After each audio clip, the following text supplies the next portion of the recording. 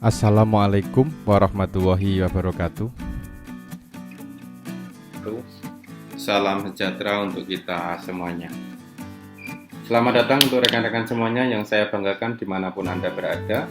Semoga kita selalu dalam keadaan sehat walafiat dan selalu dalam lindungan Allah Subhanahu wa Ta'ala. Selamat datang di ruang belajar untuk mata kuliah studi kelayakan bisnis. Pada sesi kali ini saya akan menjelaskan untuk topik di rencana aksi bisnis dan eksistensi bisnis. Apa sih sebenarnya rencana aksi bisnis itu dan eksistensinya? Jadi untuk pertama kali saya akan menjelaskan terkait dengan di tujuan sebuah bisnis. Jadi pada saat kita memahami atau ingin mengetahui dari sebuah bisnis itu, terlebih dahulu kita perlu pahami apa sebenarnya tujuan dari sebuah bisnis. Jadi pendirian usaha, dan pengembangan usaha serta orientasi yaitu untuk memproduksi barang yang dibutuhkan masyarakat, keputusan mendasar orientasi produk sudah tidak relevan lagi. Sehingga tujuan dari bisnis itu sendiri adalah tumbuh dan berkelanjutan. Maksudnya apa? Tujuan dari bisnis itu adalah untuk mendirikan sebuah usaha atau mengembangkan sebuah usaha. Itu tujuan dari sebuah bisnis. Dengan orientasi pasar, jadi orientasi atau fokus utamanya itu bisa memproduksi barang yang dibutuhkan masyarakat, atau bisa memutuskan atas dasar orientasi produk yang sudah tidak relevan lagi.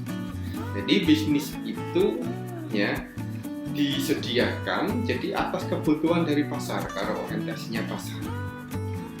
Dengan memproduksi barang ataupun produk barang dan jasa ataupun jasa, di mana mungkin produk yang ada di masyarakat itu sudah tidak relevan lagi.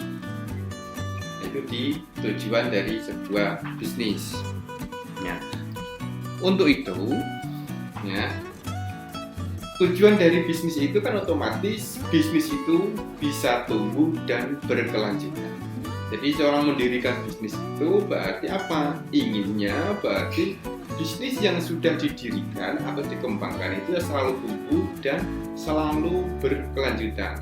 Akan eksis selamanya. Eksis selamanya. Itu dari tujuan dari sebuah bisnis. Jadi rencana bisnis atau business plan itu bisa dikembangkan dengan anatomi 5W1H.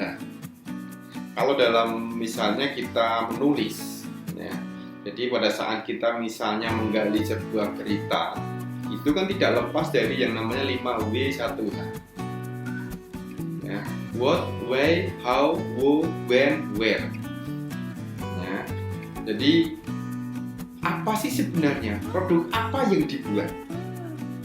Produk apa yang dibuat? Itu dibuat. Jadi rencana bisnis. Jadi dalam rencana bisnis itu kita perlu merencanakan kira-kira produk apa yang dibuat. Why? Mengapa produk itu harus dibuat? Kemudian ada how. Bagaimana membuat sebuah produk itu? Ada who. Siapa pasarnya atau pembelinya, nanti pelanggannya itu siapa. When, kapan produk itu harus dibuat. Where, di mana produk akan dibuat atau di mana bisnis akan dilakukan. Itu dalam sebuah rencana bisnis atau dalam sebuah bisnis plan. Jadi pada saat kita merencanakan bisnis, apa sih bisnis yang ingin kita buat, yang kita kembangkan, itu berarti kita bisa melihatnya anatomi sebuah pertanyaan 5W1H. Kira-kira produk apa sih yang nanti akan dibuat? Kemudian di mana produk akan dibuat atau di mana bisnis akan dilakukan. Jadi ibaratnya di sini adalah menggali sebuah ide. Kalau dalam sebuah salah literatur, jadi bagaimana sih menggali sebuah ide? ide itu kan bisa digali dengan cara apa? Observasi, membaca, ya, atau misalnya mengamati, ya, yang sudah ada. Makanya tadi di awal, untuk tujuan dari pengembangan sebuah bisnis itu kan salah satunya menyediakan produk baru atau mengembangkan, ya, produk-produk yang sudah tidak relevan lagi di masyarakat. Ini di rencana bisnis atau bisnis plan. Kemudian, apa itu sebenarnya bisnis plan?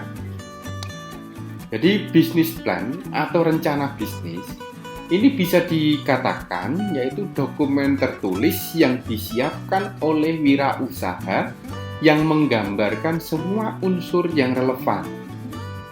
Semua unsur yang relevan baik itu internal maupun eksternal mengenai sebuah perusahaan untuk memulai usaha pada waktu usaha. Maka dari itu, isi dari sebuah rencana bisnis itu paling tidak memuat pemasaran, ya, permodalan, operasional, serta sumber daya manusianya. Itu di dalam kaitannya bisnis plan. Jadi, bisnis plan itu sendiri adalah dokumen tertulis. Jadi tidak bisa yang namanya Anda punya rencana bisnis, punya, tapi di mana? Di otak, ya, di pikiran. Nah, itu belum belum bisa dikatakan sebuah rencana.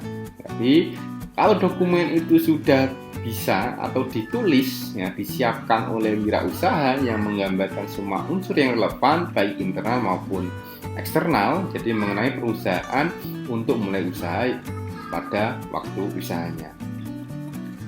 Lalu bagaimana sih perencanaan bisnis itu? Jadi perencanaan bisnis itu kalau tadi menyangkut yang pertama pemasaran. Jadi pemasaran di sini, jadi pasar mana yang dapat dimasuki. Jadi pada saat Anda membuat sebuah ide bisnis, paling tidak pasar mana sih yang akan dimasuki. Kemudian yang kedua, produk apa yang akan dikembangkan. Jadi pemasaran itu menyangkut pasar mana yang akan dimasuki, kemudian produk apa yang akan dikembangkan. Karena apa berbicara produk apa yang dikembangkan? Jadi kalau kita sudah tahu pasar mana yang akan dimasuki, otomatis bisa mengidentifikasi karakter produknya di pasar tersebut. Kemudian cara atau usaha mengenalkan produk. Bagaimana untuk mengenalkan produk di pasar tersebut yang kita masuki. Kemudian yang selanjutnya adalah menentukan harga untuk bersaing. Jadi menetapkan harga. Jadi harga itu kan misalnya bisa survei pasar, ya, atau mungkin ya dengan menghitung ya harga pokok, ya, itu di menetapkan harga. Tapi di sini harga itu harus kompetitif. Kalau misalnya kita menciptakan sebuah produk, ya, yang mungkin sudah ada substitusinya, penggantinya, tapi kita menetapkan harga yang tidak bersaing, maka kita mungkin ya tidak akan dipilih oleh pembeli atau pelanggan. Yang selanjutnya adalah pihak-pihak yang dapat diajak kerja sama. Itu di pemasaran. Jadi pemasaran dalam hal perencanaan bisnis terkait dengan pemasaran, kita perlu menentukan pasar mana yang dapat dimasuki, produk apa yang akan dikembangkan, bagaimana mengenalkan produk tersebut, dan bagaimana untuk menentukan harga yang kompetitif, ya, dan mengidentifikasi pihak yang dapat diajak kerja sama. Kemudian di permodalan. Ya, permodalan di sini kita perlu pahami, jadi waktu dan besaran penambahan modal. Kemudian ada sumber permodalan, ya, mitra dalam membantu permodalan. Jadi seringkali kita di lapangan itu, jadi pada saat Anda misalnya mau mendirikan bisnis ditanya, kira-kira butuh modal berapa? Itu kan kadang-kala kita juga bingung, ya. Masyarakat mungkin secara umum juga sama. Ini usahanya kenapa? Lagi macet, kekurangan modal. Tanya, butuh modal berapa sih? Bingung. Makanya perlu adanya di perencanaan bisnis. Jadi waktu dan besaran penambahan modal, jadi itu perlu diperhatikan. Modal ini kita butuhkan sampai kapan? Dan kita butuh tambahan modal kapan? Terus sumber dari modal ini yang pas dari mana? Ya, dari modal sendiri, dari hutang, atau dari pemodal-pemodal investor. Kemudian mitra dalam membantu permodalan. Kita identifikasi. Kemudian di operasional. Jadi operasional di sini itu inovasi atau modifikasi atas bahan yang tersedia. Jadi dalam hal kegiatan operasional di sini, jadi perencana bisnis ya, itu perlu apa sih yang akan dimodifikasi atas bahan-bahan yang tersedia. Produk tadi, produk apa yang dibuat. Kemudian waktu peluncuran produk, kapan produk tersebut akan dikeluarkan. Dan berapa jumlah produksi yang dibuat, serta penambahan alat produksi baru dan manajemen persediaan. Jadi ibaratnya kalau dalam penganggaran itu, berapa sih yang akan dijual, baru kita akan tahu berapa yang akan diproduksi dan berapa yang nanti harus disediakan. Nah, serta apa alat yang nanti digunakan, itu di dalam operasional. Kemudian yang selanjutnya ada di SDM. SDM di sini adalah sumber daya manusia. Kira-kira bekal keterampilan yang perlu dikembangkan. Ini di perencanaan bisnis.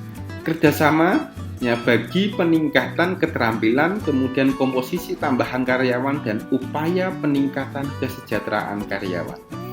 Ini di dalam perencanaan bisnis. Jadi perencanaan bisnis itu jadi paling tidak berkaitan dengan di pemasaran, ya, permodalan, operasional dan SDM. Ini di bisnis. Kemudian perlukah ya bisnis itu membuat bisnis plan? Bisnis plan. Jadi ibaratnya gini, perlu apa tidak sih kita membuat sebuah rencana? Kadang saja yang direncanakan itu meleset, apalagi yang tidak kita rencanakan. Maka di sini bisnis plan itu menjadi sangat penting, sangat perlu sekali. Jadi selain diperlukan oleh ya, perusahaan besar, bisnis plan juga sangat dibutuhkan oleh UMKM.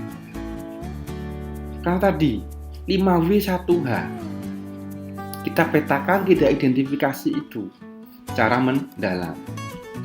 Kemudian ada action business plan. Jadi kenali usaha yang akan Anda jalankan. Jadi bagaimana sih kita mengenali usaha yang nanti kita akan jalankan? Maka perlu kita ketahui kalau di sini ada analisis SWOT, strength, ya, weakness, opportunity, dan threats. Jadi strength itu berarti kekuatan yang dimiliki saat ini. Apa yang kita miliki saat ini? Kemudian kelemahan atau kendala yang dihadapi.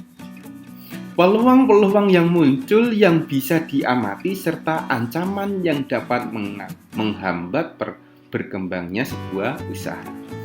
Itu di action dalam bisnis plan. Ya, maka analisa kondisi pasar itu sangat dibutuhkan. Jadi analisa kondisi pasar di sini itu meliputi satu, analisa keunggulan bersaing. Di mana dalam analisa keunggulan bersaing itu mencakup yang pertama adalah elemen-elemen keunggulan bersaing.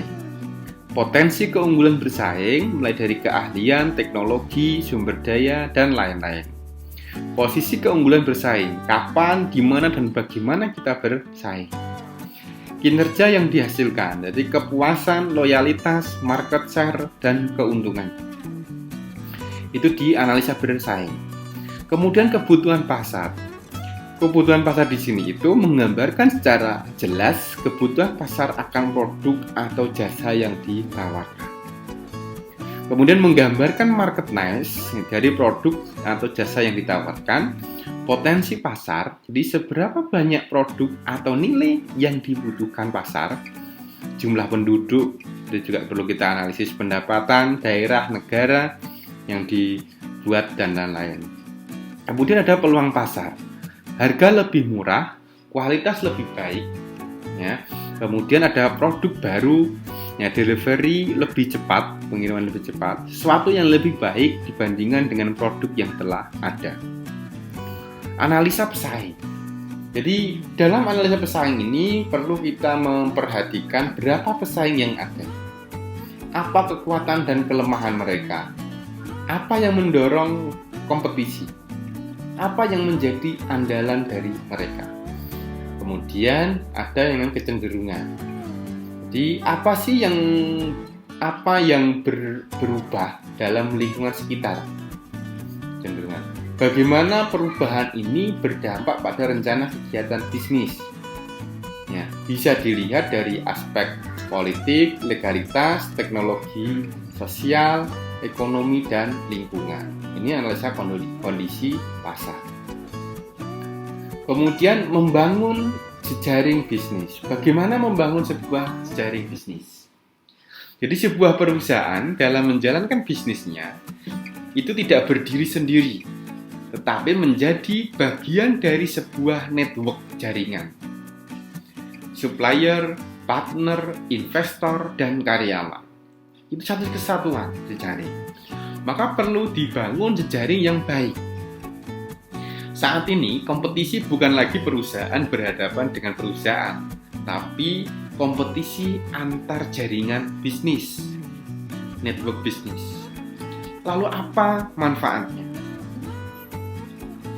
Jadi sarana meningkatkan pengetahuan, sarana sharing informasi, sarana promosi, sarana awal pembentukan kemitraan mutualisme, meningkatkan daya dukung. Jadi itu manfaat dari adanya jejaring bisnis. Karena yang perlu kita tanamkan dalam pikiran seorang pebisnis adalah setiap orang memiliki potensi yang mungkin dikerjasamakan. Nah itu. Makanya jangan istilahnya adalah kita menjudge tidak bisa dikerjasamakan. Jadi karena apa? Setiap orang itu memiliki potensi yang mungkin dikerjasamakan. Ibaratnya setiap orang memiliki kelebihan masing-masing. Jadi jangan nggak usah misalnya mempesimiskan ya, itu orang yang ada di sekitar kita. Kemudian bagaimana sih tips membangun jaringan bisnis?